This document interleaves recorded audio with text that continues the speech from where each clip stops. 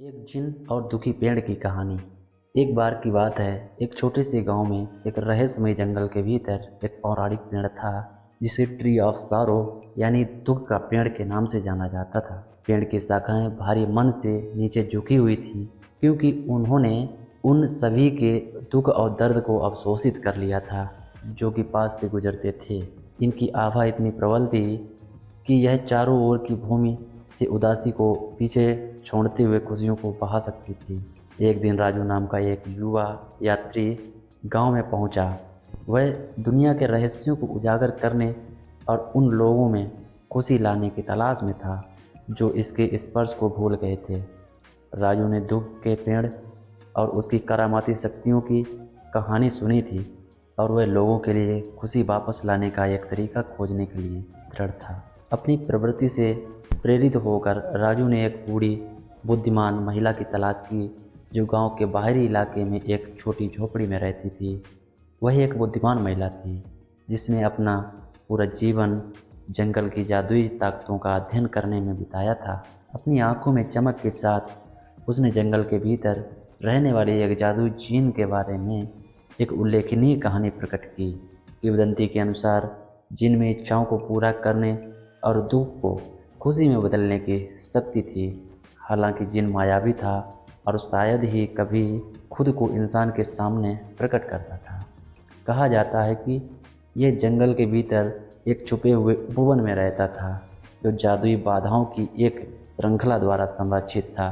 जिनको खोजने के लिए राजू ने दृढ़ संकल्प किया और उसने घने जंगल के माध्यम से एक खतरनाक रास्ता शुरू किया। उसने विश्वासघाती इलाके का सामना किया, रहस्यमय प्राणियों का सामना किया और अपने डर के सबसे गहरे कोने को पार किया। कई दिनों तक लगातार पीछा करने के बाद वह पवित्र उपवन की ओर जाने वाले एक छुपे हुए रास्ते पर पहुंच गया। वह रास्ता एक नरम सुनहरी रोशनी में नहाया हुआ था और कोमल हवा ने प्राचीन रहस्यों को फुसफुसाया।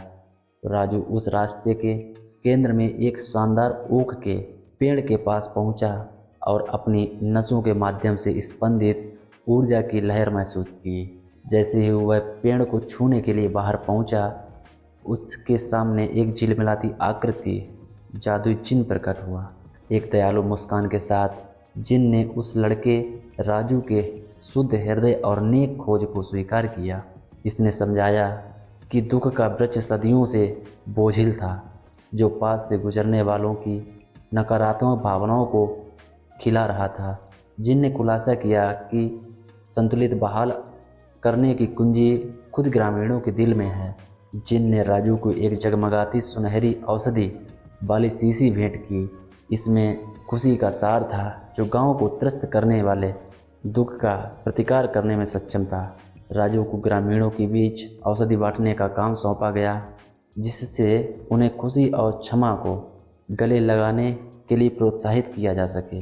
नए सिरे से आशा से भरकर राजू गांव लौट आया। उसने हर ग्रामीण के साथ जादुई औषधि साझा की और गांव के सभी लोगों ने अपने सामूहिक दुख को छोड़ना शुरू कर दिया जिसकी जगह मुस्कुराहट और हंसी ने ले ली। दुख के वृक्ष ने ऊर्जा में बदलाव को भांपते हुए उसका आभार व्यक्त किया।